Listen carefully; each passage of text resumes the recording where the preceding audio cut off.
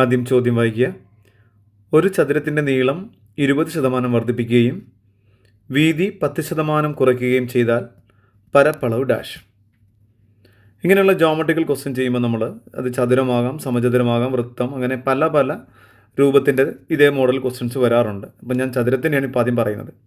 ഇപ്പോൾ ചോദ്യം വായിക്കുമ്പോൾ നമുക്ക് ലഭിക്കേണ്ട കാര്യം ഇതാണ്. ഇവിടെ ഒരു ചതുരമുണ്ട്.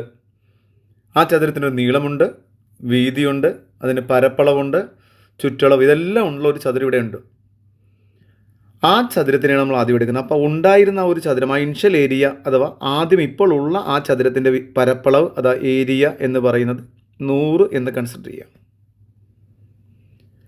ഇനി നമ്മൾ പറയുന്നു ആ ചതുരത്തിൻ്റെ നീളവും വീതിയുമാണ് വർദ്ധിപ്പിക്കുന്നത്. അപ്പോൾ ഇപ്പം പരപ്പളവ് എത്രയുണ്ട്? ആ 100 എന്ന് പറയുന്നത് ഇപ്പോൾ ഉണ്ട്. ആ 100ൻ്റെ എത്ര ശതമാനം?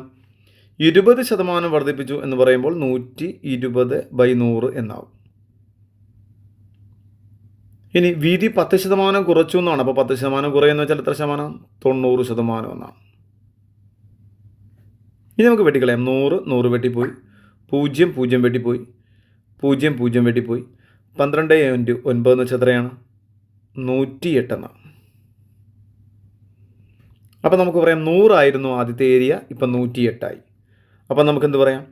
100 108 ആയി എന്ന് പറയുമ്പോൾ എത്ര? 8% വർദ്ധിച്ചു. കണ്ടോ? അപ്പം ചതുരത്തിൻ്റെ നീളം 20% വർദ്ധിപ്പിച്ചു, 10% കുറയ്ക്കുകയും ചെയ്തപ്പോൾ അതിൻ്റെ പരപ്പളവ് എന്തായി? 8% വർദ്ധിച്ചു എന്നാണ്.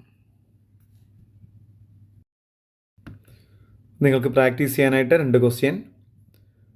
ഒന്നാമത്തത്, ഒരു ചതുരത്തിൻ്റെ നീളം, വീതി ഇവ യഥാക്രമം 25%, 8% വർദ്ധിപ്പിച്ചാൽ പരപ്പളവ് എത്ര ശതമാനം വർദ്ധിക്കും?